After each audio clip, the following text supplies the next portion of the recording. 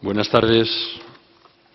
Muchas gracias por acudir a este acto de reflexión, de discusión, de análisis en profundidad sobre la política, sobre las organizaciones políticas, sobre sus carencias, sobre sus obligaciones, sobre las exigencias que como ciudadanos nos corresponde presentarles y exigirles. Hay pocos sitios más adecuados para abordar estos debates que el Salón de Actos del Ateneo de Madrid, donde una buena parte de la mejor política de la historia de España en los últimos casi 200 años se desarrolló aquí. Se desarrolló aquí en debates, en discusiones, como escuela de ciudadanos preocupados por los asuntos públicos, por los asuntos políticos, en debates abiertos, en debates plurales, en debates exigentes, en debates con contenido, hechos por personas con formaciones distintas, con formaciones complementarias, discutidos desde la racionalidad,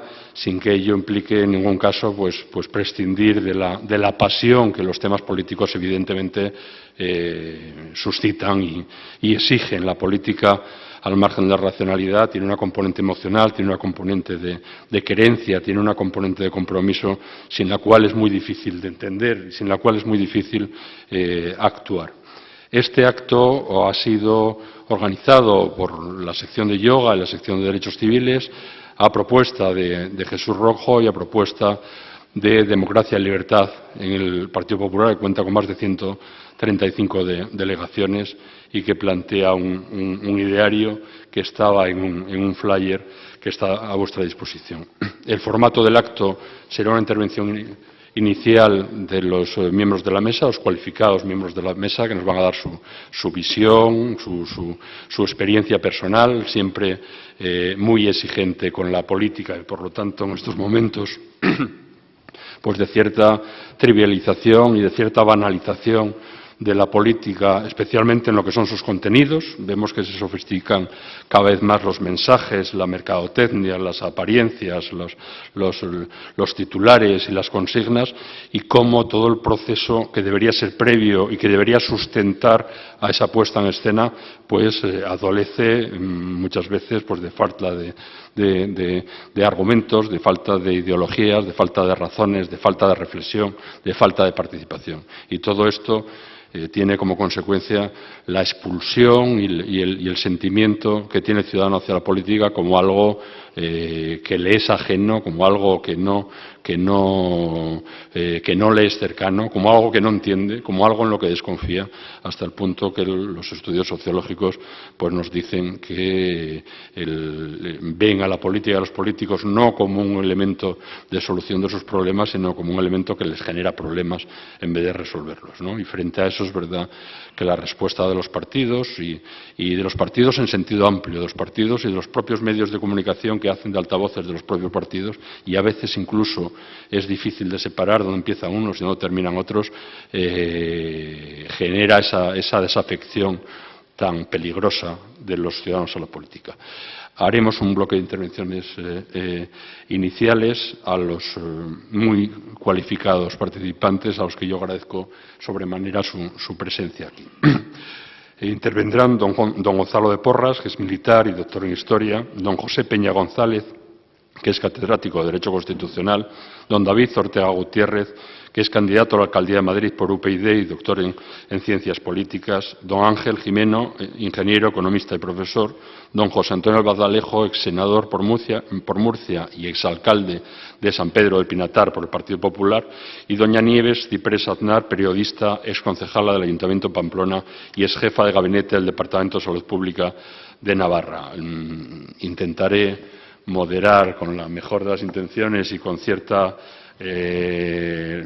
rigidez en los turnos de intervención.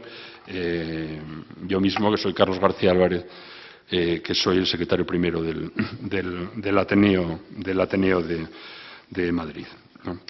El primero en intervenir será don Gonzalo de Porras, que es conocido como el ilustre militar ilustrado, que es coronel de artillería, que es doctor en Historia por la Universidad Complutense, que es técnico de sistemas de la Escuela de Informática hoy desaparecida, profesor visitante a la Universidad Moderna de Lisboa, primer premio de investigación en Humanidades y Ciencias Sociales Ejército 2008 y autor de varios libros sobre historia del siglo XIX, ensayos, catalogación, genealogía, liturgia antigua, etcétera, así como autor de diversos artículos en revistas especializadas. Ha sido profesor de enseñanza superior militar durante 17 años del ciclo de enseñanza universitaria en la Academia de Artillería y en la Academia Especial Militar. Ha sido director, jefe de estudios, profesor y cofundador de la Escuela Informática del Ejército y pertenece, entre otras, a la Sociedad de Geografía de Lisboa, a la Real Academia de Córdoba, a la Real Sociedad Económica Matritense de Amigos del País,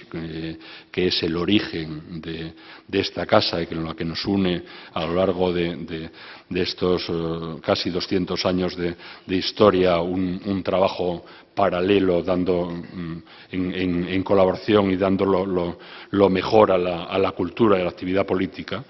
La Sociedad Económica Matritense fue fundada por jovellanos. Este año cumplimos el bicentenario del fallecimiento de Jovellanos y ha sido pues la cuna de la Ilustración, de la difusión del conocimiento, de la difusión de la Ilustración, de la idea de ciudadanía y del liberalismo en España. Gonzalo de Porras ha recibido el Premio Ejército 2008 por su estudio histórico sobre la Guerra de Independencia y es conocido como el ilustre militar ilustrado. Gonzalo de Porras. Muchas gracias, Carlos. No falta más que decir que soy del Atleti. Pero no soy del Atleti simpatizante, sí. Quiero aclarar ante todas las personas amigas que están aquí que yo de política no tengo ni la menor idea. Si hablásemos de guerras carlistas, daba 3 conferencias seguidas. Y de problemas que hubo en el siglo XIX. Pero a mí, como decía, ¿quién me ha empujado? Pues me ha empujado un amigo y una amiga, que están aquí presentes, que representan una corriente dentro del Partido Popular que se llama Democracia y Libertad en el Partido Popular. ¿Qué me pasa a mí? Pues que, como decía un ilustre pensador español, el militar tiene que ser un observador apasionado de la política, pero no interviene en la política. Y efectivamente, yo nunca intervení en política hasta que ya, pues por una serie de circunstancias, me retiré. Y entonces, pues, vi que las posibilidades que tenía una persona como yo, normal y corriente, o sea, de ver en qué sitio podía hacer algo por mi patria, ya que había dado, y verdaderamente digo que he derramado mi vida por la patria, además de verdad, o sea, que eso no es broma. Y digo, bueno, vamos a ver si también derramamos inteligencia poca. Y entonces, pues, me uní al Partido Popular, en el distrito de Salamanca, para más detalles, y yo dispuesto a hacer lo que hiciese falta. Y claro, allí empecé a darme cuenta que la cosa estaba en manos de una serie de personas que no lo querían soltar. Entonces, yo, por si hay aquí alguna persona que, en fin, que esté más metida en política que yo, pues lo que yo pienso es lo que decía una amiga mía, Sara, el otro día, referente a lo que había dicho Esteban González Pons, que dice exactamente, según lo publica en prensa, González Pons dice que irse de un partido porque no te ponen es lo más viejo del mundo. Esteban González Pons, vicesecretario de Comunicación del PP, me río yo, decía, sin falta de respeto y cada vez que abre la boca usted y alguno de sus compañeros de la ejecutiva del PP meten la pata hasta el fondo. A ver si se enteran. El problema no es que, según ustedes, haya gente que se vaya del partido porque no le pongan. Le ha faltado decir a dedazo, dígalo sin compromiso, hombre. El problema es que la estructura interna del PP, y cuando digo del PP, creo yo que puede pasar en cualquier partido político, se está corrompiendo. El problema es que los españoles queremos elegir a nuestros candidatos directamente, sin que los 4 amiguitos de turno que se encuentran en la ejecutiva nos digan quién tiene que ser nuestro candidato. Queremos libertad de elección de los representantes que nos van a gobernar. El problema son ustedes, la casta parasitaria que se está desangrando, la democracia española. El problema es que estamos hartos de que los militantes y los españoles nos mangoneen, y a los militantes y a los españoles nos mangoneen ustedes a su antojo y sin contar con nosotros. El problema son ustedes, la casta. Sobre esto añadiré una cosa.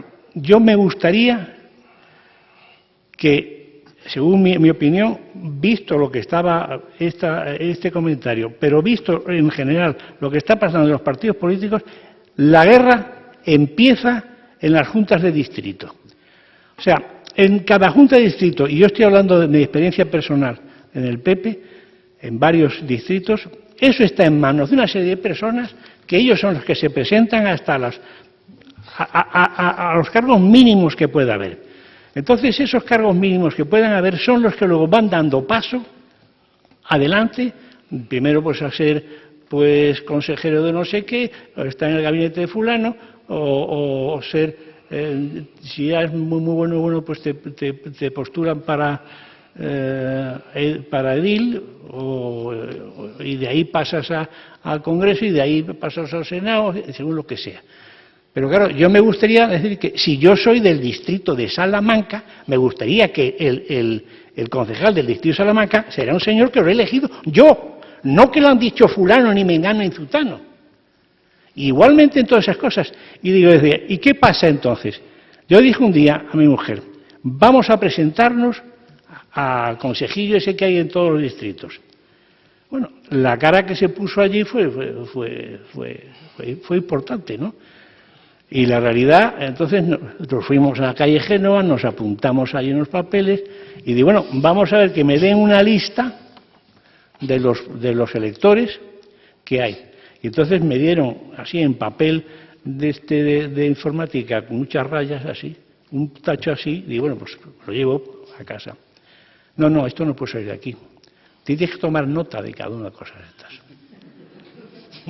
O sea, yo tenía que coger allí, sentarme, y sin embargo, los que estaban ya en el poder, por decirlo de alguna forma, entonces estos señores, pues hacen su propaganda para arriba y para abajo, etcétera, etcétera.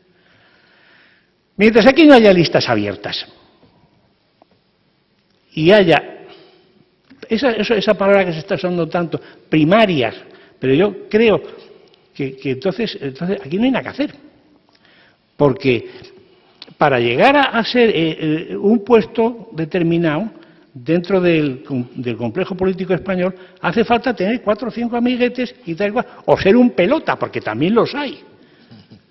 O sea, yo he visto gente que no tiene ni oficio ni beneficio. O sea, que su profesión ha sido empezar a acabar el bachillerato, hacer 3 años de una carrera cualquiera y entonces meterse en las juventudes.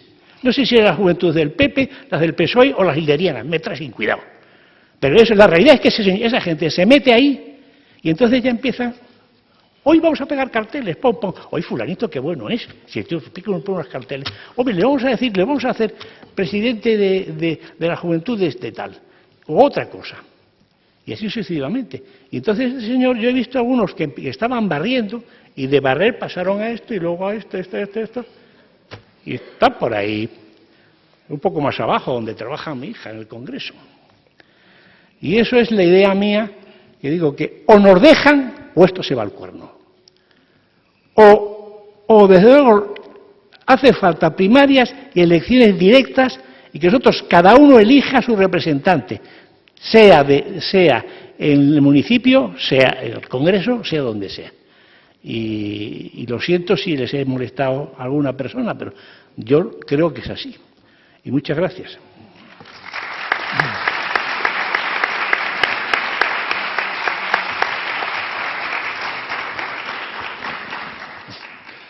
Muchas gracias, don Gonzalo. Tomará la palabra a continuación don Ángel Jimeno Marín, que es profesor, ingeniero, economista, empresario, máster en Economía y en Alta Dirección, es miembro de Greenpeace, ha sido consejero de Economía y Hacienda de la Diputación General de Aragón, ha sido miembro del Comité Regional del Partido Socialista Obrero Español durante mucho tiempo y tras 30 años de militancia política abandonó el PSOE en noviembre de 2010 después de haber intentado participar en unas primarias. En febrero de 2011 entra a militar en el Partido Popular y realiza una serie de comunicados y de pronunciamientos que definen un poco lo que ha sido su experiencia y su trayectoria. Dice, entre otras cosas, fue un deseo utópico intentar cambiar el Partido Socialista de Madrid de ciertos personajes, pero mereció la pena. Hay que empezar un nuevo ciclo en nuestra vida política y económica antes de que sea demasiado tarde. Nos hemos cargado el modelo productivo y el estado de las autonomías. La educación tiene perfiles tercermundistas, el estado de bienestar corre serio peligro y la partitocracia se ha convertido en el peor enemigo de los españoles. El sistema político español no puede sostenerse al haber entrado en quiebra todas y cada una de las instituciones. Hay que empezar un nuevo ciclo en nuestra vida política y económica antes de que sea demasiado tarde. Don Ángel, tiene usted la palabra. Gracias. También dije, para terminar, que lo tenía muy claro, que había que ayudar a cualquiera que pudiera sacar a Zapatero de la Moncloa y llamárase, o llámese PP, Izquierda Unida o UPyD, decían en aquellos tiempos. Llámese cualquier partido que pudiera sacar a Zapatero de la Moncloa, porque realmente lo que hemos vivido estos últimos 7 años es trágico, por llamarlo de alguna manera suave. Yo cuando empecé, cuando me planteé presentarme a las primarias, lo hice sencillamente porque no vi en el Partido Socialista nadie con categoría suficiente para poder enfrentarse a Esperanza Aguirre, una militante del PP de toda la vida, una señora de categoría, a la que yo creía que sencillamente en un debate en que se abordaran temas de todo tipo podía ganarle, ¿no? Esto lo hacía más que nada porque los candidatos posibles eran Tomás Gómez, siguiendo el hilo de Gonzalo. Empezó de jardinero después del Ayuntamiento de Parla, después de venir de la inmigración. Era un chiquito, en fin, con un trauma, ¿no?, de nacimiento por aquello de haber estado en Holanda antes de venir a España. Estuvo allí trabajando como jardinero, poco a poco se metió al ayuntamiento, llegó a alcalde. El alcalde en cuestión ha cometido picias impresionantes, como por ejemplo no haber liquidado los ejercicios de los años 2007 y 2008, por lo tanto no se pueden hacer presupuestos en el Ayuntamiento de Parla, y lo que es más grave entonces es cómo el Partido Socialista de Madrid, cómo el Partido Socialista puede presentar a un elemento que tiene grandes problemas de gestión en su ayuntamiento y al que antes o después, no tengo ninguna duda, que se juzgará por administración fraudulenta. Pero esta es la democracia española. O sea, este Tomás Gómez, la verdad es que competir con Esperanza Aguirre, pues para él es un sueño, ¿no?, de una noche de verano que durará eso, las elecciones y el batacazo que se pegará. Pero lo que más me preocupa, más que Tomás Gómez se presente de candidato, lo cual es una aberración, lo más preocupante en este país es que un gobierno en una época o en una situación de crisis como nunca hemos vivido tenga la característica de que no haya ni una sola persona que tenga mínimas ideas sólidas de economía. Esto sí, esto es gravísimo, tan grave como que estamos dejando gobernar a unos señores que nos pueden llevar a un abismo, pero con la facilidad que cualquiera se puede imaginar.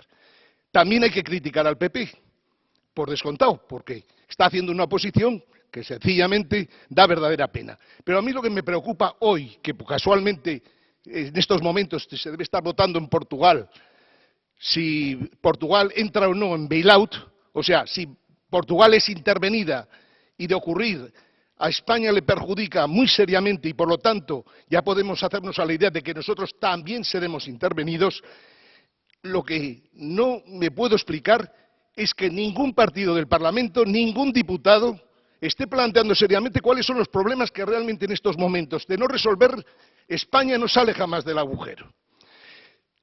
Hay un tema que es crucial, aparte de los partidos políticos que da pena ya hablar de ellos porque realmente eso parece la mafia, o sea, son sectas.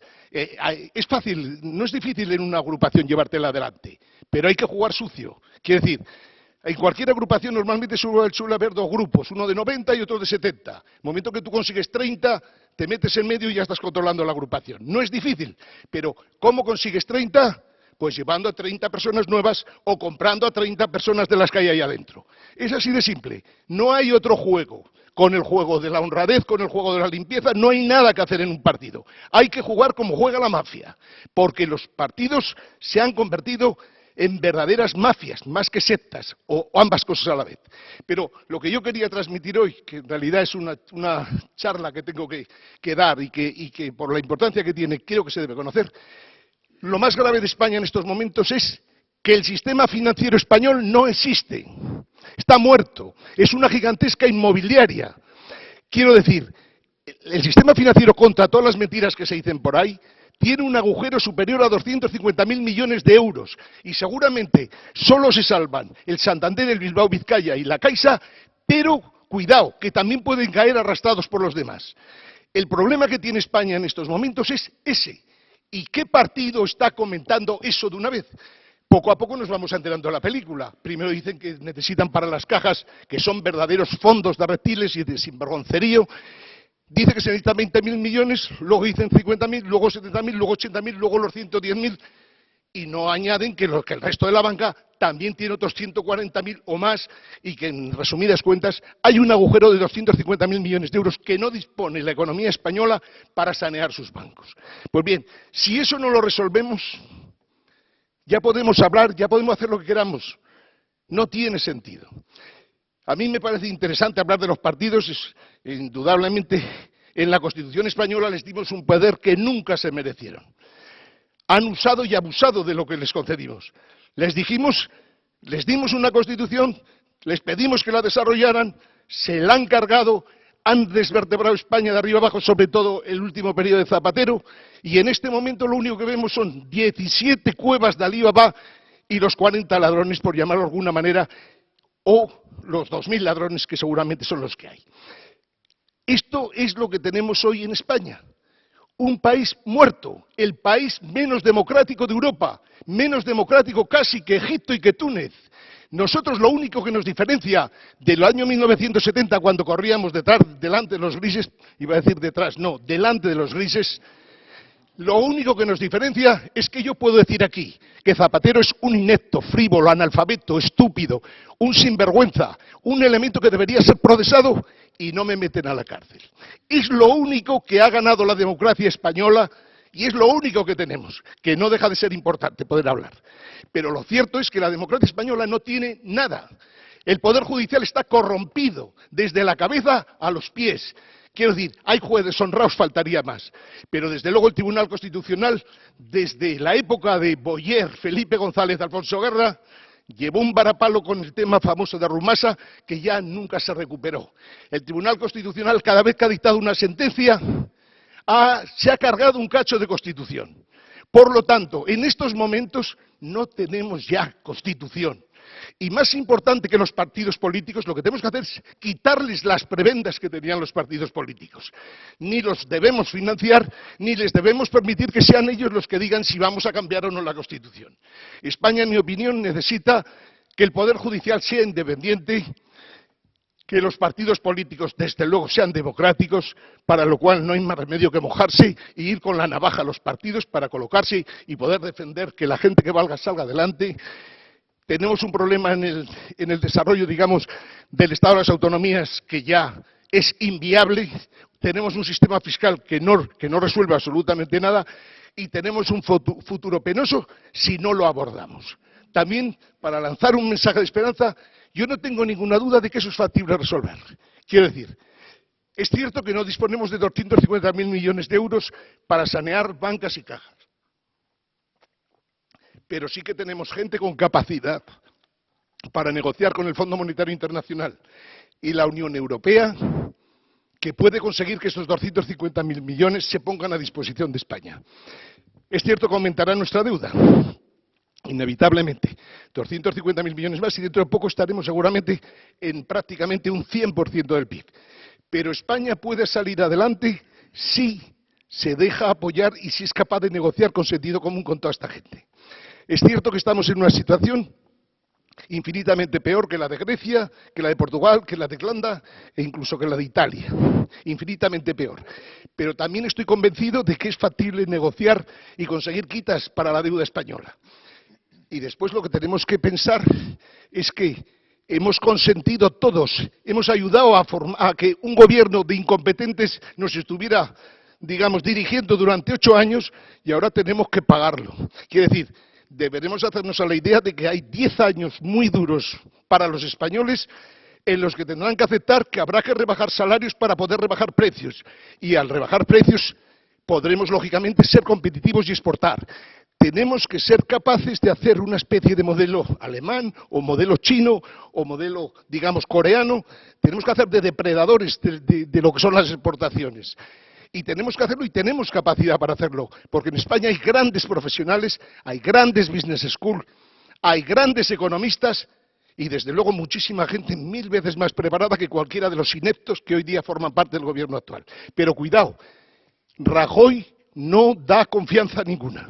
Cuando Rajoy dice los españoles se tendrán que acostumbrar que hay que trabajar unas horitas más y cobrar un poquito menos, en realidad no sabe definirle el tema. Lo que yo acabo de decir hace un rato es que haría falta un acuerdo nacional de reducción de salarios y de reducción de precios, pero un acuerdo nacional en que participáramos todos. Porque, claro, exige sacrificios para todos, pero es la única manera de que podamos ser competitivos. Nosotros no podemos soñar con competir con Alemania ni con ningún país europeo si nosotros no tenemos la capacidad de evaluar. Y no obstante, eso tampoco sería tan malo. Hoy sí, porque lógicamente todas nuestras instituciones están dormidas, son incapaces, ni el Banco de España, ni los propios bancos, ni las cajas de ahorro, solo están pensando cómo salvar su situación particular, igual que hacen los elementos de los partidos. Aquí todo el mundo está pensando en el sálvese quien pueda, porque no son tan tontos como para no ver que esto viene muy mal. Y lo cierto es que yo creo que igual que el gobierno portugués va a caer hoy, o si no es hoy será mañana, yo creo que será, si no recuerdo mal, han caído ya, para que nos hagamos una idea, 13 gobiernos socialdemócratas en Europa. Solo quedan 2, después de que caiga Portugal, que será España y Grecia. Grecia está tocada, pero en el fondo no tiene tantos problemas como nosotros, porque lo nuestro es como 8 Grecias, por decirlo de alguna manera. Pero lo cierto es que a veces las crisis sirven para resolver problemas. Lo que tenemos que tener muy claro, más que controlar la agrupación de Salamanca o la agrupación mía del Pardo Fuencarral, que en el fondo no es tan difícil, solo hay que tener una buena navaja y un buen Kalashnikov, y es cuestión de meterse allí y en 4 días has controlado la cosa. Pero eso no es importante. Lo importante es que en España nos tenemos que plantear seriamente que hay que hacer una reforma constitucional, porque la Constitución que hicimos era una Constitución en la que intentábamos que no hubiera venganzas y pasar una época dictatorial. Esa Constitución valía para entonces, esa Constitución no vale para la economía en la que estamos, en la economía global. Solo viendo cómo van las cosas en el mundo, ya se ve que por fuerza tenemos que cambiar la Constitución, que de hecho no ha respetado ni los acuerdos que hemos firmado en Europa. Quiero decir, España tenía que haber cambiado la Constitución ya unas cuantas veces. ¿No la hemos cambiado? Pues seguramente va llegando el momento de que la cambiemos. Ahora, de hecho, Merkel nos está pidiendo que cambiemos la Constitución. Quiero decir, Don Ángel, Merkel... le ruego vaya terminando. He terminado. Ya hablaremos más tarde.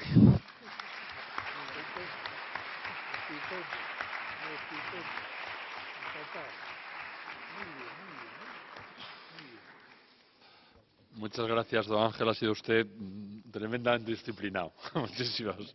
Muchísimas gracias. Toma la palabra a continuación don José Peña González, que es catedrático de Derecho Constitucional, licenciado en Derecho, en Ciencias Políticas, en Historia Contemporánea y Ciencias de la Información. Es doctorado en Ciencias Políticas, Historia, Ciencias de la Información y Derecho. Ha sido vicedecano y decano de la Facultad de Ciencias Jurídicas, vicerrector de alumnos de la Universidad San Pablo CEU, pertenece a diversos organismos académicos, entre ellos la Real Academia de Jurisprudencia y Legislación. Ha obtenido numerosos premios y distinciones, tiene numerosas publicaciones y colaboraciones en los ámbitos del derecho y de la historia, y ha escrito numerosos artículos en prensa y revista y ha participado en conferencias, ponencias y mesas redondas. Ha dirigido un número importantísimo de tesis doctorales y tiene un currículum que tengo que cortar aquí porque si no nos llevaría los escasos minutos con los que contamos. Don José Peña. Muchas gracias. Es siempre una satisfacción y un honor tomar la palabra en esta casa por uno de cuyos ateneístas, don Manuel Azaña, sentí yo hace ya 50 años, hice mi primera tesis doctoral.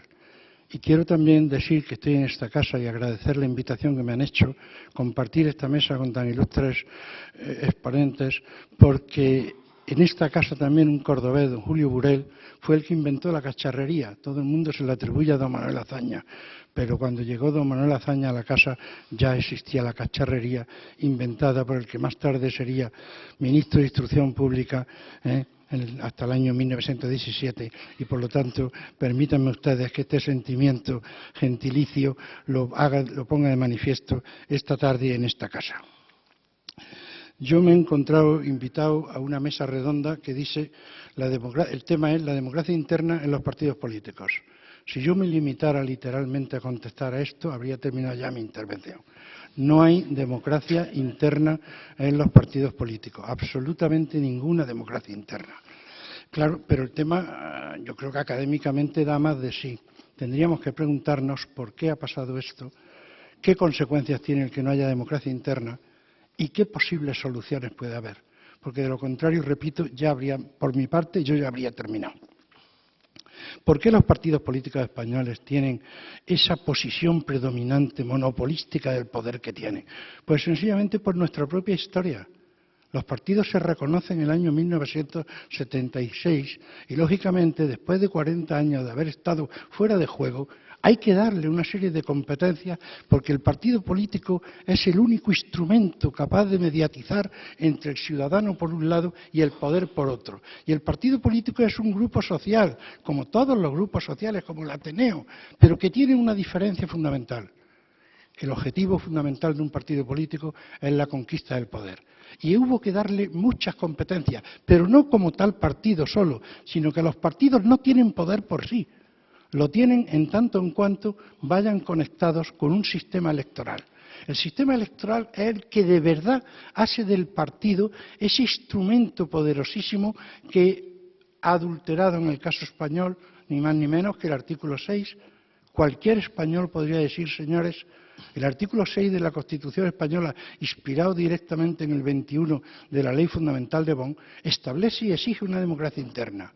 No se hace. Y no se hace porque los que pueden hacerlo no lo van a hacer nunca. Y los que quieren hacerlo no tienen poder para hacerlo.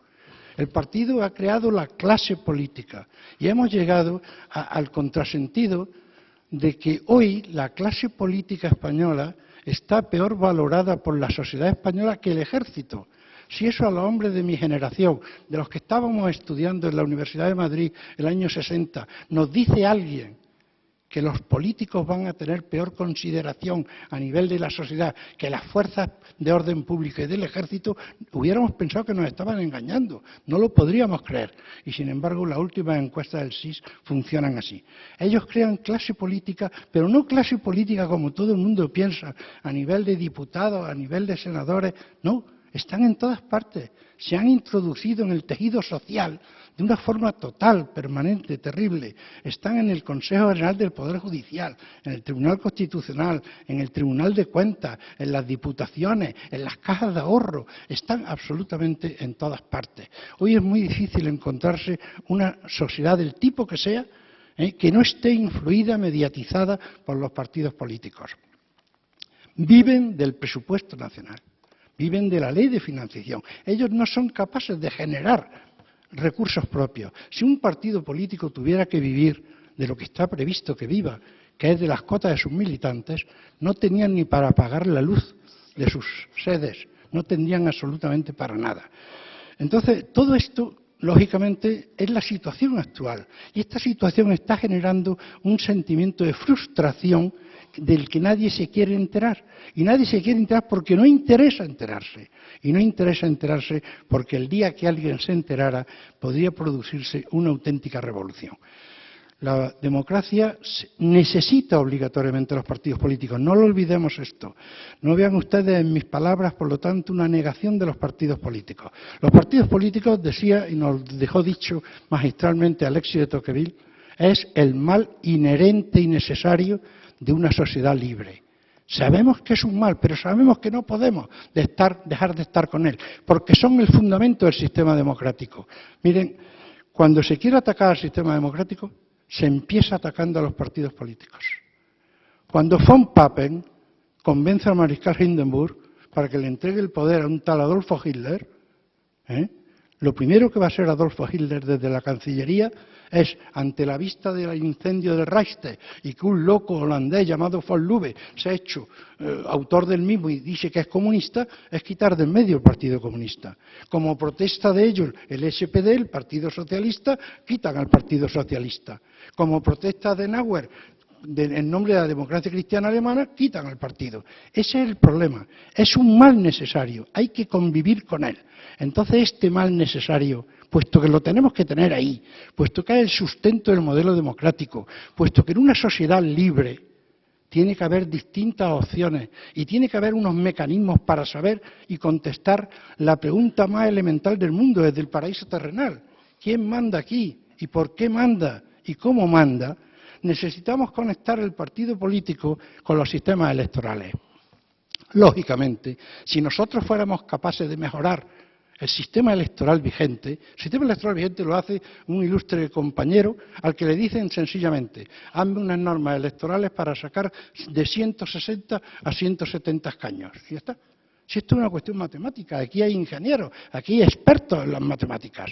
Ustedes saben que todas las modificaciones y todas las modificaciones y métodos de los sistemas electorales no las han hecho los políticos, las han hecho catedráticos de matemáticas, expertos en ingeniería, porque es una cuestión de coger un papel y un lápiz y decir, ¿usted qué quiere? ¿Quién quiere usted que gane? ¿Fulanito o perenganito? ¿Cómo hacemos esto? ¿Cómo introducimos elementos democráticos en esos elementos fundamentales, aunque ahora mismo estén funcionando mal del sistema democrático, si no queremos cargarnos la democracia, modificando el sistema electoral? Y hay infinidad de fórmulas, todos los partidos lo han hecho. ¿Saben cuál es el problema? El problema es que los que pueden hacerlo, acogiéndose a la reserva material y formal del artículo 81 de la Constitución, que son solamente dos partidos, el PP y el PSOE. Los que pueden no quieren, porque cambiarían por completo el panorama. En cuanto hubiera, pues, listas abiertas, no bloqueadas, por ejemplo, otro sistema electoral si quieren ustedes, y los que les interesa hacerlo, los que quieren hacerlo, no pueden, que son el resto de las formaciones políticas. Piensen ustedes, en Europa, de los 27 países de la Comunidad, de la Unión Europea, solamente 3 tienen listas cerradas y bloqueadas, España. Y 2 tienen lo que todos soñamos con tener, listas abiertas donde quepa el voto preferencial, donde sobre la selección previa que usted ha hecho de unos candidatos, yo pueda pasar el primero al 15 y el 15 al primero.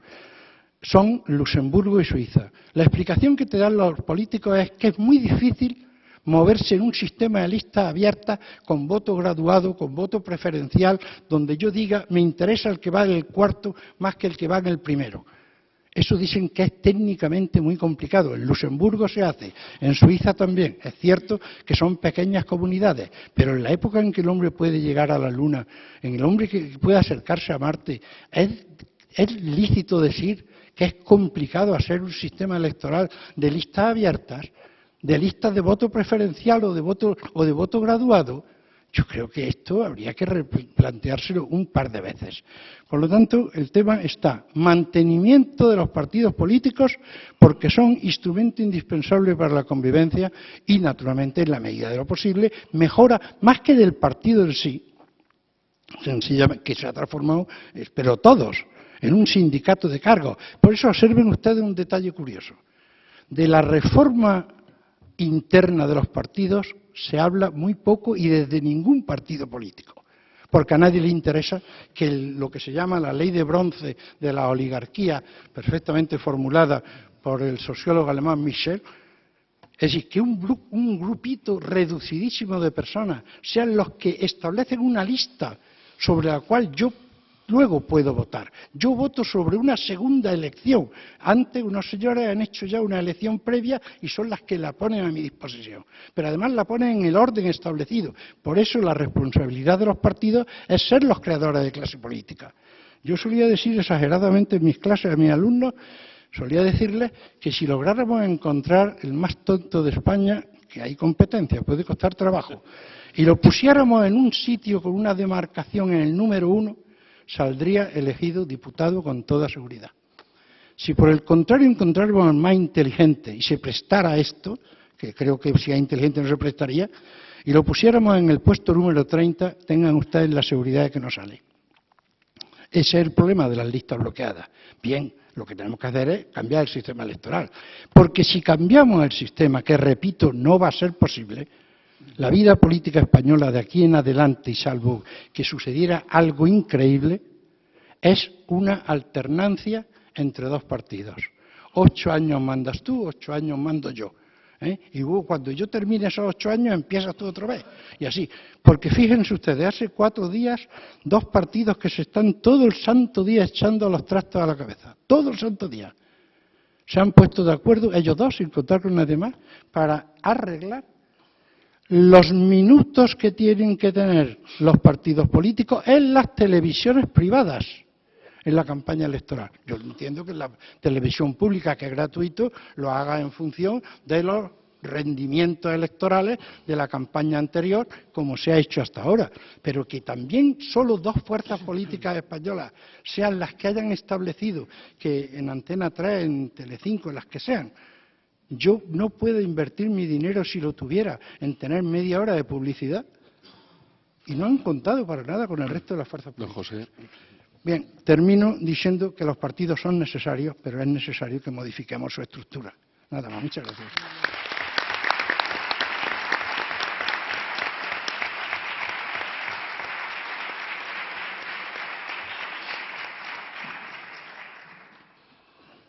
Muchas gracias, don José.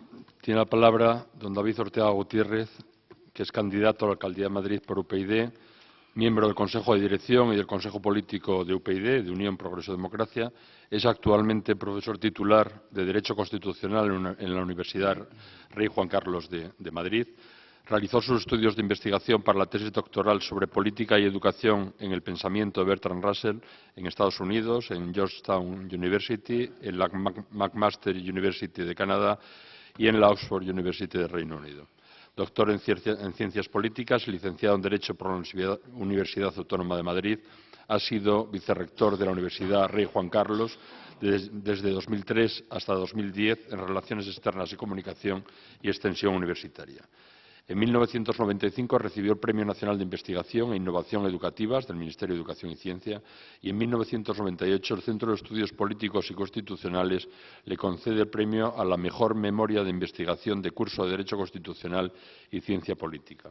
Algunas de sus publicaciones más destacadas son Educación, Ciudadanía y Posmodernidad, editada en 2008, o Derecho a la Comunicación, un análisis jurídico periodístico, también de 2008, y Normativa del Menor del año 2004. Don David. Bien, muy buenas tardes a todos ustedes y, en primer lugar, dar las gracias a Jesús Rojo cuando hace unas semanas me invitó a participar en esta mesa, que para mí es un honor compartir con tan altas autoridades y personas tan cualificadas, y especialmente felicitar a Democracia y Libertad.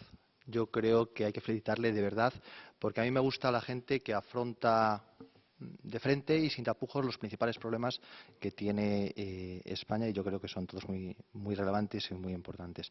Yo les voy a contar muy brevemente lo que es mi experiencia personal, porque yo creo que puede reflejar algo que estamos sufriendo, yo diría todos, y que he escuchado en esta mesa, y avanzo que comparto al 100% todo lo que he oído por ahora, pero lo comparto al 100%, y que creo que refleja, vamos a ver si ustedes lo comparten o no, en alguna medida los principios y los valores de Unión Progreso y Democracia. Yo no he estado nunca en política, no he participado nunca en política, ni he estado afiliado a ningún partido político, pero como decía Unamuno, me duele España, me dolía mucho España. He estado toda mi vida tratando de formarme y de prepararme. Yo creo que un profesor es lo que tiene que hacer, nadie da lo que no tiene. Y cuando nació este nuevo partido político, que yo no conocía a nadie, no conocía a nadie, me gustó su ideario, porque planteaba lo que yo creo que Ángel ha dicho con mucha brillantez: la independencia del Poder Judicial, que nosotros lo planteamos como un principio fundacional, la reestructuración y la racionalización del Estado autonómico, que es uno de los principales, si no el principal problema que tiene España, sin duda ninguna. Rosa Díez fue la primera que pidió en el Congreso de los Diputados la despolitización de las cajas de ahorros. Tuvo solo un voto a favor, el suyo, pero fue la primera que lo planteó. Ya saben también ustedes que Unión Progreso y Democracia ha planteado la reforma del sistema electoral, se ha hecho referencia a él, y lo único que planteó Rosa Díez en la subcomisión del Congreso, que se cerró de forma falsa en junio de este año, es que se hiciera caso al informe del Consejo de Estado. El Consejo de Estado, el 26 de febrero del 2009, hizo un informe muy sensato y luego dijo Rosa Díez, por favor, hágase caso a lo que dice el informe del Consejo de Estado. Evidentemente, los grandes políticos no hicieron ni caso y los partidos nacionalistas tampoco. Eso yo creo que es importante señalarlo y decirlo. ¿Qué buscamos el 99%, todos los que estamos en Unión Progreso y Democracia? Que insisto, yo creo que el porcentaje es ese. El 99,9% no hemos estado nunca en política. Somos ciudadanos que nos preocupa mucho la vida pública, nos entristece lo que está pasando, compartimos los análisis que aquí se han hecho, compartimos la fase descriptiva, pero queremos pasar a la fase 2, a la fase proactiva. Entonces, en alguna medida, lo que Unión Progreso y Democracia intenta, con muchas dificultades, les aseguro, con muchas dificultades, es cambiar y tratar de encauzar todos estos problemas, muy poco a poco, con mucha lentitud, pero dar la batalla. Yo creo que hay que dar la batalla frente a la vida pública. Lo decía José Peña González y yo lo comparto, los partidos políticos son necesarios. Y como decimos nosotros, si no te gusta lo que hay, y a nosotros no nos gustaba, cámbialo. Si no te gusta lo que hay, cámbialo. Todo el mundo se queja, todo el mundo está harto, todo el mundo está muy resignado, pero el Parlamento es necesario, los partidos políticos son necesarios y nosotros estamos tratando de hacer un nuevo partido político cuyo nombre es Unión, Progreso y Democracia. Y tenemos dos valores que están en nuestro manifiesto. Nuestro primer congreso fue en noviembre de 2009 y Unión Progreso y Democracia se identifica con dos valores o tres valores principales. La regeneración democrática, el partido político como carácter instrumental. La concepción del partido político como carácter instrumental es un medio, no es un fin en sí mismo.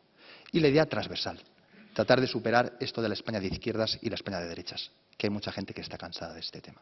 Estas son las tres grandes ideas de Unión, Progreso y Democracia. No tenemos juventudes, no nos gusta por esto que se ha descrito, no tenemos juventudes, no creemos en los políticos profesionales. Salvo Rosa Díez, somos cerca de 6.000 y pico, bueno, 7.000 afiliados y 6.000 con compromisos serios porque nos presentamos a las municipales y imagínense, hay candidatos. Pero yo creo que salvo Rosa Díez y poco más, el resto no somos profesionales de la política. Consideramos que las personas cualificadas de la sociedad civil vienen, hacen su labor, pasan 8 años y se vuelven y se van. Estamos en contra del político profesional. Estamos tratando de cambiar esta cuestión. Por supuesto, estamos a favor de la limitación de los mandatos. Lo que usted no puede hacer en 8 años, no lo va a hacer en 20. Váyase a su casa. Váyase a su casa. Usted ha cumplido su función y eso es lo que creemos nosotros. ¿Yo a dónde me volveré? Pues a mi universidad, Rey Juan Carlos. Tengo este compromiso y esto es lo que estamos haciendo. Es un partido bebé, como yo digo. Tenemos 3 años y medio, pero lo estamos intentando. Con muchísimas dificultades. No se pueden hacer ni idea las dificultades que tiene Unión Progreso y Democracia. Bueno, los medios de comunicación llevamos 5 meses desaparecidos. Ya han decidido que desaparezca. Y antes salíamos poco, pero ya estamos desaparecidos. Cierran la puerta y no quieren que entremos. El 22 de mayo nos estamos jugando mucho. Somos un partido pobre. Esto que decían, vivimos de las cuotas de los socios. Vivimos de las cuotas de los socios, por eso no podemos pagar Vista Alegre. Vamos a ir a Vista Alegre y vamos a pedir, yo creo que esto no se ha hecho nunca, o no sé si se ha hecho nunca, vamos a pedir dinero para que nos ayuden a pagar Vista Alegre, porque no tenemos dinero para pagar Vista Alegre. Pero estamos dando esa batalla. Estamos dando esa batalla porque queremos nuestros principios, no somos perfectos, tendremos muchos defectos, tenemos evidentemente muchos defectos, muchas cuestiones que mejorar, pero estamos tratando de dar esa batalla por la regeneración democrática. Mi caso concreto, para que conozcan un poquito lo que estamos haciendo en Unión Progreso y Democracia, ya que estamos hablando de la democracia interna.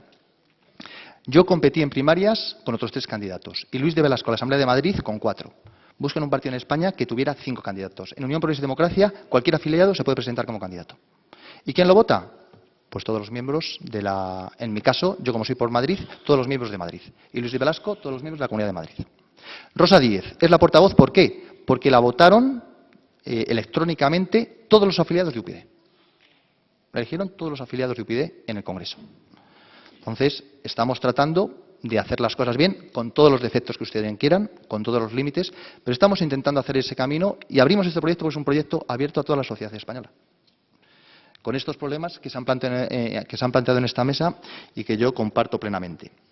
La estructura del partido. Tenemos, además es público, ¿por qué no decirlo? Tenemos 14 personas contratadas, punto. Esas son las personas que viven de Unión Progreso y Democracia, 14. Aspirando a ser el tercer partido político de ámbito nacional. Yo creo que es un dato también relevante de que, bueno, pues lo estamos intentando para tratar de cambiar las cosas. Y yo creo que básicamente he dicho lo más importante. Sí creemos que hay dos problemas en la vida pública española.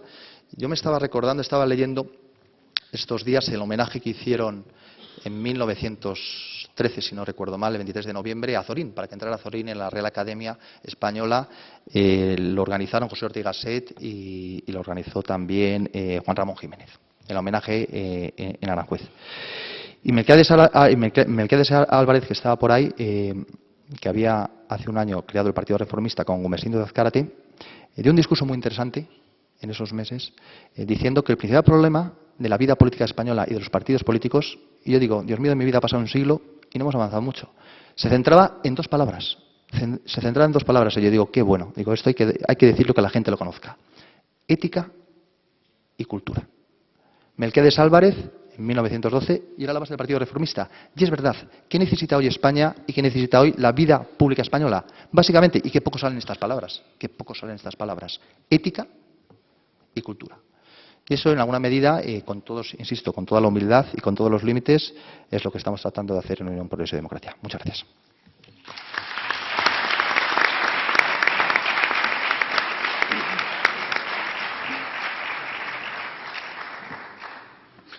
Muchas gracias, don David.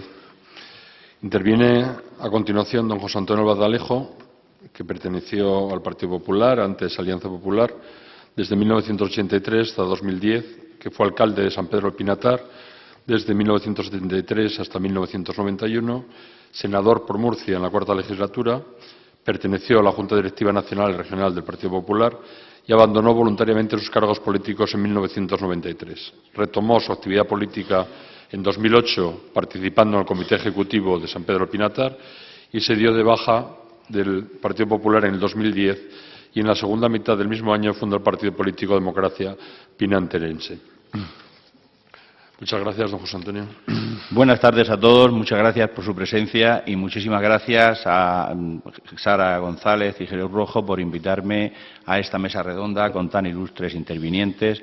Y la verdad es que poco puedo yo añadir a lo que aquí se ha dicho y voy a limitarme a hablar de lo que conozco bien, porque haría un ridículo espantoso si quisiese tan solo acercarme a las importantísimas intervenciones de mis compañeros, a los que agradezco enormemente que tengan tan clara la idea de la falta de democracia en los partidos políticos actuales. Yo lo he vivido, y lo he vivido porque hoy tengo 60 años, pero empecé con la política a los 32. Fui 8 años alcalde, de 1983 a 1991, y os puedo decir que en aquel momento casi fui alcalde a la fuerza. Nadie quería ir en la antigua Alianza Popular, donde las reuniones las podíamos hacer en un taxis, y cuando ibas a dar un mitin y te tiraban un huevo cocido había que agradecerle a la gente que te lo hubiesen hecho así, porque realmente nadie creía en la derecha española. Yo era un chico, un niño de la época franquista, de la posguerra. Acabé mis estudios a los 8 años y tuve que empezar a trabajar, de lo cual me siento muy orgulloso, no porque esté orgulloso de no tener más cultura, sino sencillamente porque mis padres me trataron con mimo y me hicieron lo que pudieron y yo sentía la necesidad de ayudarles. Siempre dije, una vez que fui alcalde de San Pedro, que he sido quizás el único de San Pedro del Pinatar que pudo ir en unas magníficas procesiones que tenemos en aquel pueblo, el primero y el último. Primero fui andando delante como policía municipal y luego fui cerrándolas como alcalde.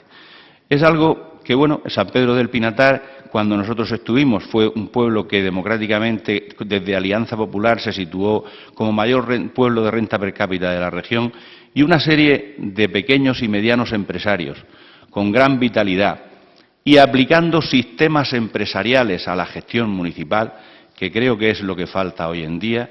San Pedro circuló, San Pedro tuvo alegría y el pueblo y toda la región de Murcia. Antes me hablaba el compañero de Pacheco. En ese tiempo Torre Pacheco tenía un gran alcalde, otro gran empresario, Pedro Jiménez, que situó a Pacheco a la altura mayor que había. Eran tiempos, aquellos del inicio de la democracia, donde las personas con una reconocida valía empresarial e intelectual, se acercaban a los partidos políticos, se ponían al servicio de sus pueblos, de sus ciudades, casi gratuitamente, para luchar por el bienestar de los demás. Era algo que hoy, ese espíritu se ha perdido totalmente.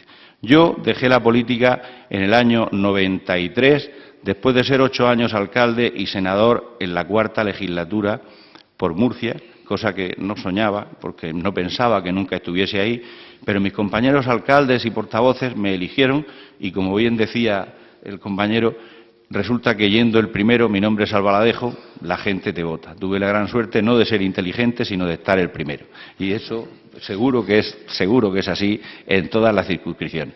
Pero no tenía mi idea de continuar en la política indefinidamente y en el año 93 pasé a acudir a mis empresas porque, no nos equivoquemos, nadie puede permanecer eternamente en política siendo honesto si no es multimillonario. Al final, el dinero se te acaba y o ganas un gran sueldo o coges lo que no debes o tienes que volver a la etapa de tu empresa privada o de tu trabajo, que es a fin de cuentas el que te crea remuneración.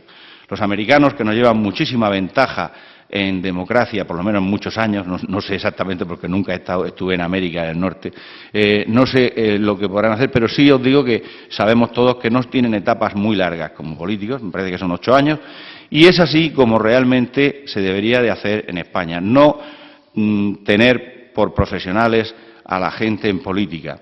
Hoy en día los cargos políticos en el PP y en el Partido Socialista, en los dos grandes partidos, pues casi se los dejan de herencia de padres a hijos y, sobre todo, a los amigos que están haciendo una obediencia reverencial. ¿Qué pasó con los partidos políticos y por qué llegó esa situación? Pues sencillamente porque los partidos políticos, desde el PP que desde el PSOE, se encargaron muy mucho de que las personas que teníamos cierta independencia económica y que podíamos vivir sin ser sacristanes de amén, como vulgarmente se dice en mi pueblo, pues esos no les interesábamos en ninguna candidatura. Y fueron poniendo en las cabezas de candidaturas a personas que pedían el puesto, excedencia en el puesto de funcionario o, como decía antes, se ha dicho aquí, acababan la carrera y pasaban de nuevas generaciones a desempeñar un cargo político pegando carteles y al final pues acababan yendo en una candidatura en un puesto de salida. Y por ello, ese espíritu de servicio al ciudadano y de servicio a la clase media española ha desaparecido. Hoy en día, la situación a la que nos han llevado esos señores que conducen el gran autobús de la gran empresa pública sin carné, nos han llevado a un accidente bestial. Y estamos todos en quiebra. Las pequeñas y medianas empresas no circulamos sencillamente porque las leyes no se pueden cumplir, no son asumibles. No nos dejan fumar, no nos dejan beber, no nos dejan salir, nadie cumple las premisas que marcan para conseguir un préstamo del ICO y resulta que el dinero que da el Gobierno para que las empresas españolas podamos salir adelante, cuando vamos a pedirlo, siempre nos falta un papelito, siempre nos falta cumplir una premisa para que nos lo puedan dar. Como no se pueden dar, pues el dinero se va al extranjero a comprar entidades bancarias o a financiar a las grandes empresas que tienen que irse a hacer la obra pública al extranjero porque en España no están sacando obra pública. Porque no puedo consentir que esa desilusión se impregne en la sociedad española. No quiero una juventud desanimada. Hay esperanza, tenemos que luchar. Y personas que tenemos experiencia y que aún nos encontramos con fuerzas de trasladar a la ciudadanía nuestro sentimiento y esa voz de esperanza, tenemos que hacerlo. Esta plataforma es esencial y yo pido a los medios de comunicación que están presentes con nosotros, que son quienes tienen la posibilidad de que resuene en los oídos de la ciudadanía lo que aquí estamos diciendo que es el evangelio de lo que está pasando, que lo transmitan con la mayor fuerza posible. Nos estamos jugando la democracia española. Sin libertad económica no hay democracia. Todos los españoles somos emprendedores, lo hemos dicho y lo hemos demostrado en millones de ocasiones, en pueblos, en ciudades y a nivel nacional.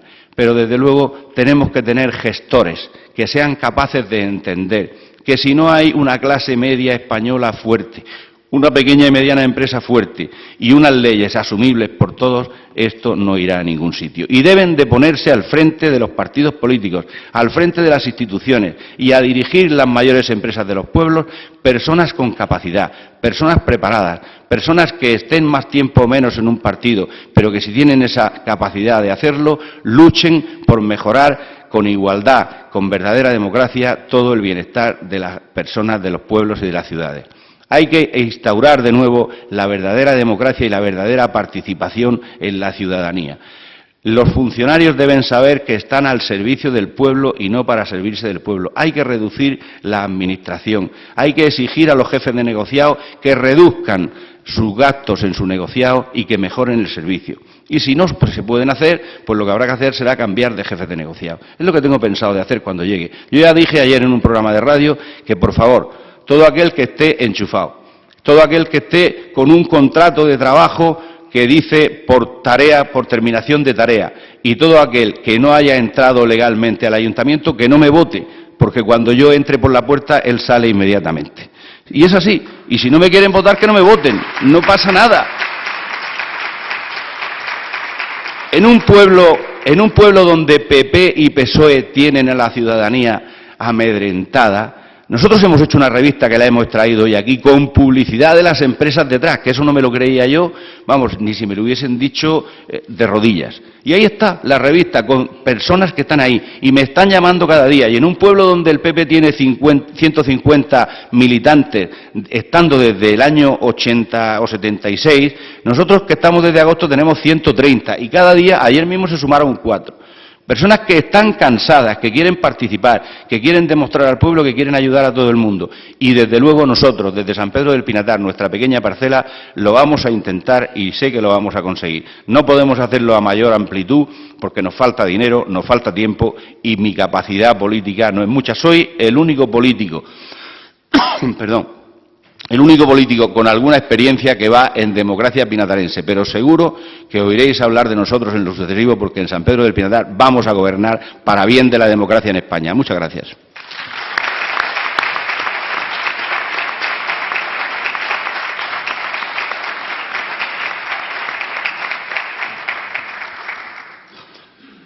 Muchas gracias, don José Antonio.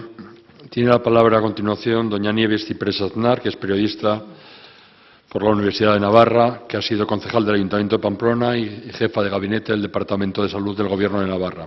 Ha trabajado como periodista en distintas revistas navarras, ha escrito numerosos artículos en prensa escrita y en prensa digital. Ha sido secretaria general y responsable de comunicación de la Fundación Profesionales Solidarios y autora del libro Tertulias Honorables. Ha realizado cursos y seminarios nacionales e internacionales en comunicación política, en política nacional e internacional. Tiene una anécdota que viene perfectamente al caso sobre el tema que hoy se trata en esta mesa, y es que la comisión organizadora del Congreso rechazó su candidatura a la presidencia regional del partido porque no reunía el número de avales mínimos necesarios, que se fijan 90, ya que, aunque presentó 107 avales, que es mayor que 90, curiosamente se anularon 22 de ellos hasta quedar por debajo del número necesario para presentarse a las primarias. Doña Nieves, tiene la palabra. Muchas gracias. Primero, agradecer a Democracia y Libertad esta celebración, el que me invitara a estar presente aquí, a Sara, que me ha encantado conocerte, porque tengo que decirles que Sara y Democracia y Libertad detrás de ella fue el aliento más grande que pude tener en prensa navarra cuando estaba en los peores momentos y en el inicio de la anécdota que ha contado nuestro moderador Carlos. Fue para mí muy importante esos mensajes de ánimo, de apoyo y bueno, que te encontrabas que no estabas sola, aparte de todo el apoyo que tenía en esos momentos por personas del entorno del Partido Popular de Navarra de entonces y de la política navarra. Y bueno, pues también mostrar mi satisfacción de estar en este monumento a la cultura tan precioso. Soy navarra y como navarra me siento española y aquí en este monumento a la cultura pues todavía me siento más española. Y le decía a mi amigo Felipe, que está por allí atrás, que no me voy a ir de aquí sin sacarme una foto con mi ilustrísimo Valle Inclán, que ya lo ha localizado, y antes de irme para Navarra me sacaré esa foto. Y bueno, pues me decían que había que hablar de la democracia interna en los partidos y yo creo que lo he vivido en mi propia carne, que es la no democracia en los partidos.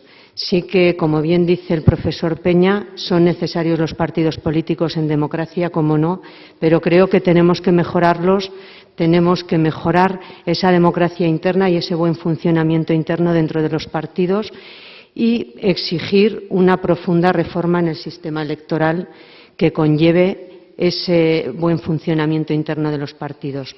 La democracia de todos los sistemas es el mejor y más democracia y libertad, algo tan sencillo y sin embargo hay que reivindicar democracia y libertad.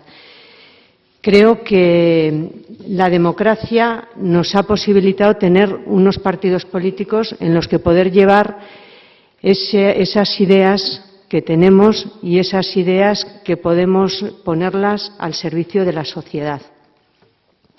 Yo, en mi caso, en Navarra, después de la ruptura de Unión del Pueblo Navarro con el Partido Popular, yo provenía del Partido Popular, igual que mi compañero de San Pedro del Pinatar, y lógicamente volví al Partido Popular.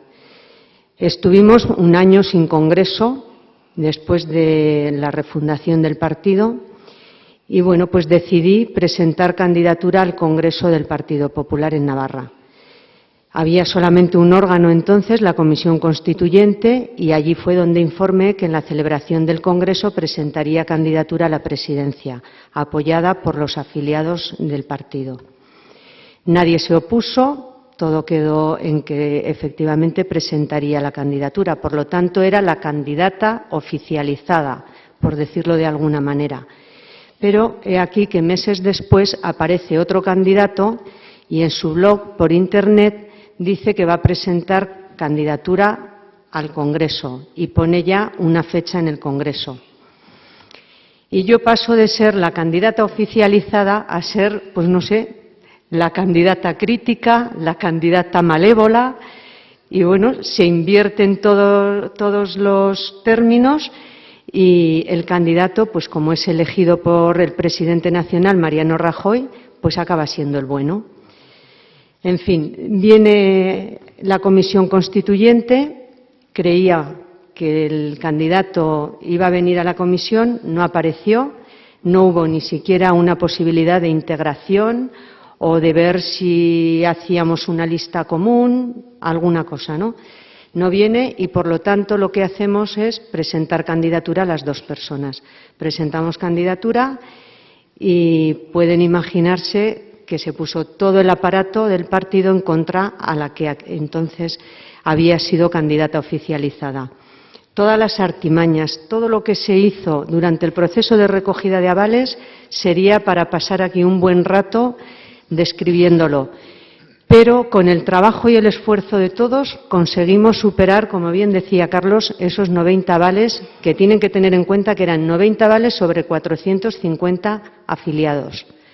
Pero conseguimos superarlos y cuando se dieron cuenta de que se había superado los 90 avales, pues lógicamente pusieron otra vez el sistema en contra para ver cómo podían hacer para invalidar la candidatura.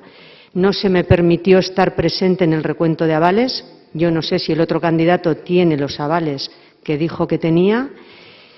Y bueno, no se permite entrar, se recuentan los avales y me llama Diego Lora, que no sé si alguno de ustedes lo conocerá, pero es del Partido Popular de aquí de Madrid, me llama diciendo que las dos candidaturas son válidas. Y al día siguiente leo en prensa que la candidatura mía está en el aire porque se han retirado 22 avales por impago de cuota. O sea, yo no sé si han tenido oportunidad de leer estatutos y reglamentos del Partido Popular, pero eso no está en ninguno de los sitios. En ningún artículo consta que haya que pagar cuota para avalar. Y más aún, nos entregan un censo oficial válido y validado por el Partido Nacional en Navarra y el nacional, en el que están todos los afiliados que pueden avalar. Y ese fue el censo oficial que utilizamos, tanto el otro candidato como yo misma. Y dicen que están en impago de cuota. Llamo a cada uno de los 22 y me dicen que han pagado la cuota. Me entregan los justificantes bancarios y yo esos justificantes bancarios los entrego a la comisión organizadora. La comisión organizadora, como respuesta al silencio, no dice nada y entonces opto por mandarlo al señor Rajoy, a María Dolores de Cospedal y a Ana Mato, diciéndoles que tengan a bien revisar porque esas cuotas están pagadas y que lógicamente se ha producido una ilegalidad y una vulneración en el derecho, no solo en el de la candidata a presentarse, sino también en los avalistas, en su derecho a poder elegir. Y bueno, también silencio por respuesta y lógicamente me decido a ir a los tribunales. Voy a los tribunales y voy pues con toda la ilusión y con toda la confianza en la justicia, porque creo que ante una verdad documentada es imposible que una justicia, por muy politizada que esté, pueda decir que no existe lo que existe. Y bueno, acudo a los tribunales, todavía estoy en los tribunales, está ahora en audiencia provincial. He presentado todos los justificantes bancarios para que los jueces vean que esas cuotas están pagadas y que, por lo tanto, la candidatura era tan válida como la de la otra persona. Y, bueno, espero que ahora la audiencia provincial, que son 3, estimen oportuno ver bien la documentación que se les ha entregado. Y, bueno, allí está el caso, en los tribunales. Creo que ha sido algo muy importante porque ha sido acabar con la impunidad con la que se está trabajando dentro de los partidos políticos. Yo lo he vivido tanto en un partido como en otro. Es una impunidad en la que si yo, por ejemplo, llego a agachar la cabeza o esconder la cabeza debajo del ala revestida de disciplina de partido y les digo, a cambio del silencio, me dais un puesto en el Parlamento, me dais un puesto no sé dónde, yo sé que no hubiera ocurrido nada y que hoy yo estaría posicionada. Pero creo que infravaloraron muchísimo lo que había detrás de mi candidatura. Y es que detrás de mi candidatura no solo estaba yo, sino que estábamos muchísimas personas que no solamente queríamos una presidencia en el Congreso, sino que lo que llevábamos detrás era un mensaje y una ideología muy clara. Y esa ideología muy clara no cabía en el Partido Popular. Luego, entonces, si no dejaban pasar a esta candidata, no dejaban pasar a esta ideología. Y tengo que decirles que se unió muchísima gente, aparte de todos los avalistas, se unió muchísima gente a la causa, pidiéndome que entablara, que iniciara un proyecto político nuevo fuera del Partido Popular. ¿Y por qué fuera del Partido Popular? Porque no contentos con lo que habían hecho contra mi persona y contra los afiliados, nos expulsaron. Me expulsaron a mí y a 11 compañeros más.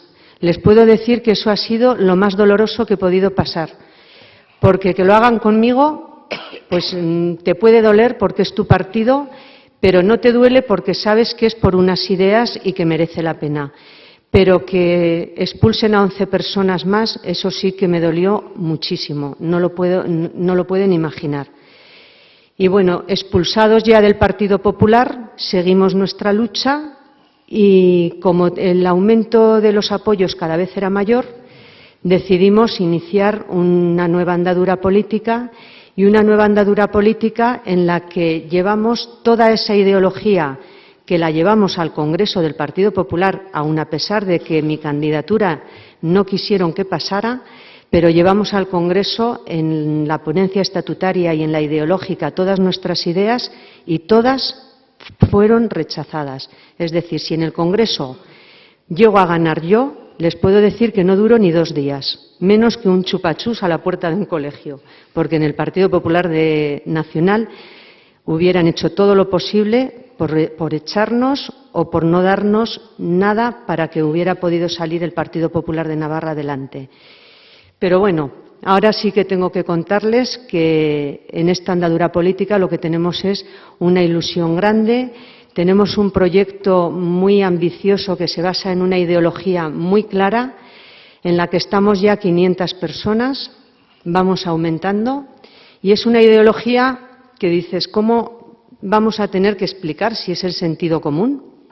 Pero hay que explicarla.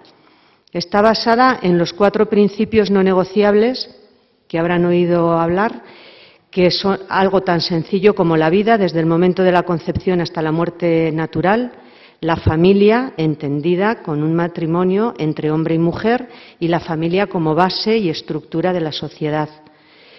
La libertad de la persona, la libertad de empresa, la libertad de mercado, la libertad sindical, la libertad de cátedra, la libertad de prensa, la libertad de expresión. Dicho entre paréntesis, la expulsión mía fue por decir que a un presidente no se le elige en los despachos, sino que lo tenemos que elegir los afiliados. Libertad de expresión, libertad de medios de comunicación y el bien común, en el que el Estado gobierne y legisle a favor de los más débiles.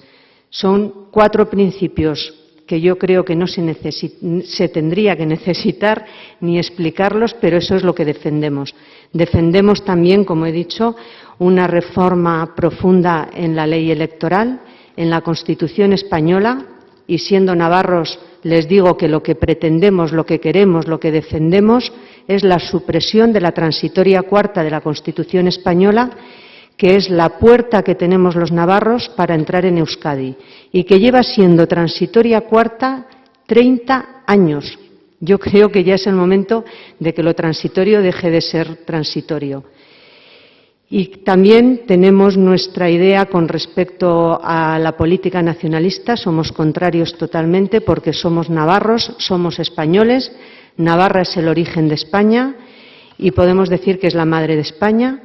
Y, lógicamente, esa entelequia es fantasmagórica de Euskal Herria, no la compartimos, aunque sí compartimos el vascuence, que es esa lengua común, esa lengua milenaria navarra, que ha sobrevivido por los siglos sin el auxilio de ikastolas, sin el auxilio del euskera batúa y sin el auxilio de euskaltegis, pero que ese vascuence es nuestro, es un patrimonio cultural nuestro y que nosotros lo defendemos en un partido que lo hemos denominado Derecha, Navarra y Española, que en Navarra es bastante complicado poner ese nombre, pero tengo que decirles que se ha aceptado con un respeto grande y que yo creo que va a tener una aceptación importante dentro de Navarra. Con el terrorismo, por supuesto, que estamos en contra y que queremos un final no negociado, y máxime cuando sabemos que en la negociación con los terroristas está nuestra queridísima tierra foral y española y no es negociable en ningún caso, y eso también lo defendemos en nuestro partido. Y bueno, yo creo que es un proyecto ilusionante que hemos emprendido todos los que veníamos, casi todos los que veníamos del Partido Popular y muchos más de los que estamos.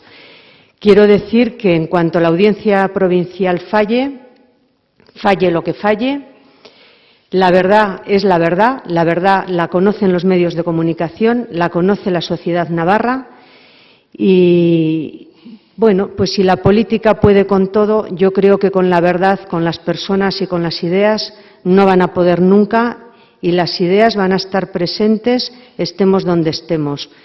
Y bueno, sí que quiero decir que todo mi empeño, tanto personal como jurídico, todo lo que he llevado a cabo con el grandísimo respaldo de todos mis compañeros, pero en especial está aquí don Javier Octavio de Toledo y Eugui, que ha sido un apoyo personal, jurídico. Sin él hubiera sido incapaz de poder llevar adelante esto, porque siempre ha mostrado una confianza grande en mí, no sé por qué, pero siempre ha tenido una confianza grande y me ha dado el aliento para seguir adelante y para hoy poder estar aquí y poder decir, pues con toda la ilusión y en fin, que tenemos un proyecto iniciado y que vamos por la democracia y por la libertad.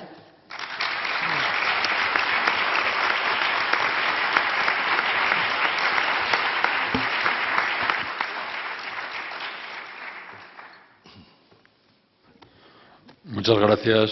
Agradezco a los ponentes sus exposiciones, sus palabras y especialmente sus vivencias y su valentía para realizarlas y para exponerlas. Esta casa, el Ateneo de Madrid, tiene sentido en estas discusiones desde la libertad, desde las propias convicciones, yendo mucho más allá de los lugares comunes, de las banalidades, de los tópicos, de las verdades a medias, de las realidades edulcoradas. Tiene sentido desde su fundamento cultural y político y de defensa de la libertad en ir a la raíz de los problemas y a plantearlos desde esa absoluta libertad con toda la pasión que dan las propias creencias. Yo por eso agradezco a los ponentes su experiencia y sus palabras. Agradezco a Sara González y a Jesús Rojo que hayan propiciado esta mesa redonda que parece que está hecha para realizarse aquí en el Ateneo de Madrid.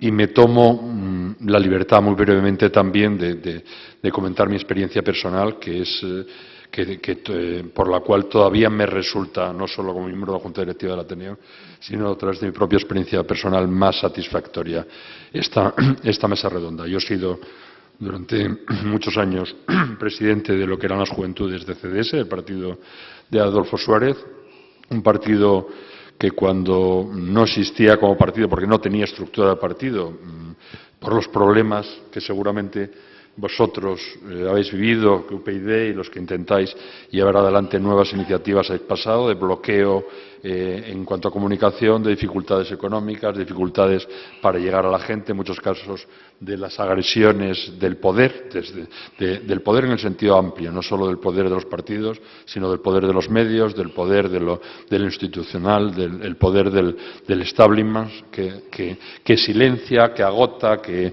desgasta y que impide, porque lo ve como un enemigo, esas nuevas experiencias de gente comprometida desde su ideología y desde su libertad.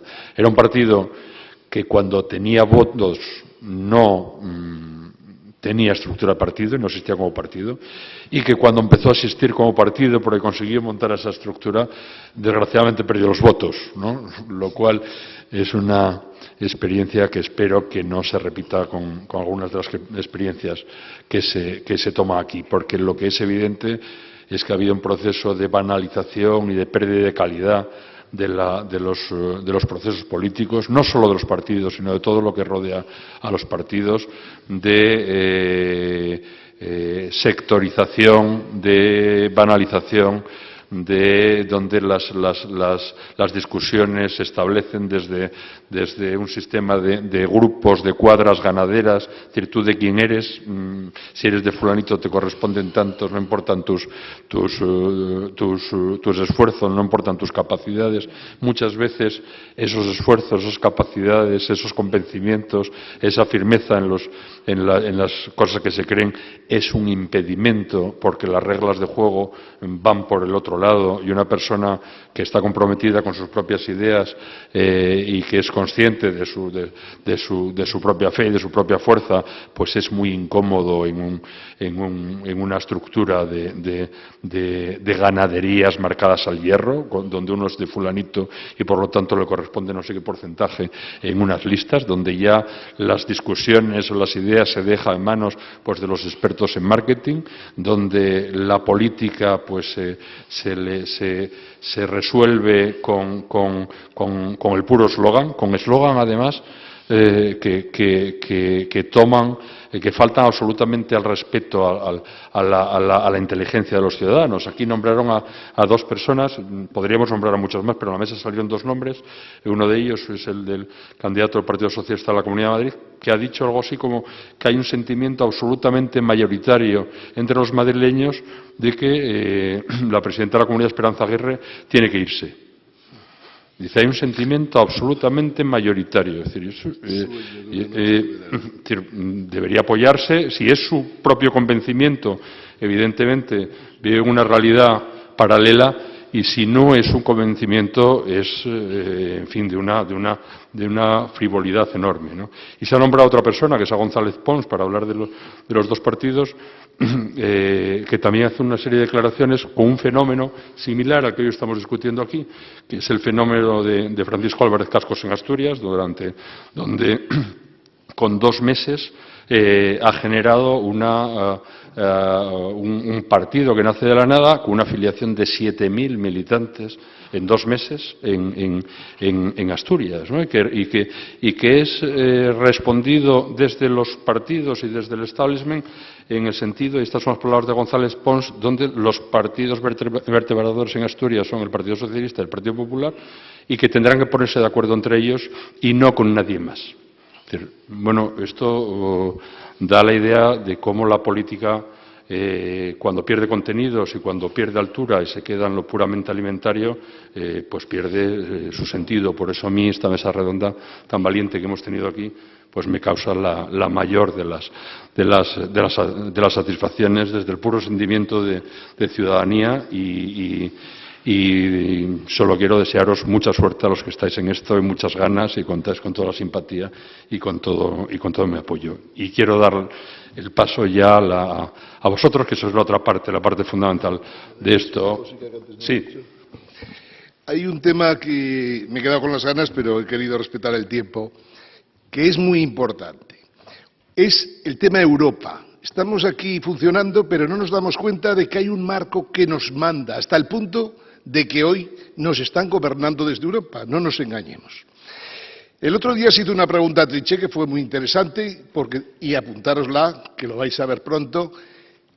Una comunidad autónoma que entre en quiebra o en default, la comunidad económica, la Unión Europea le puede ayudar, y dijo, ni en sueños. Es muy importante el tema porque indudablemente quiere decir que quien prima es el Estado español, España. Esa España que nos quieren romper y que decía Salvador Sostres en El Mundo que nos quieren joder los catalanes, esa España es la que realmente es la interlocutora, porque hemos vuelto al Estado-Nación y no hay vuelta de hoja en estos momentos. Pero, sin embargo, quiero contar el tema de Europa porque creo que nos puede ayudar bastante.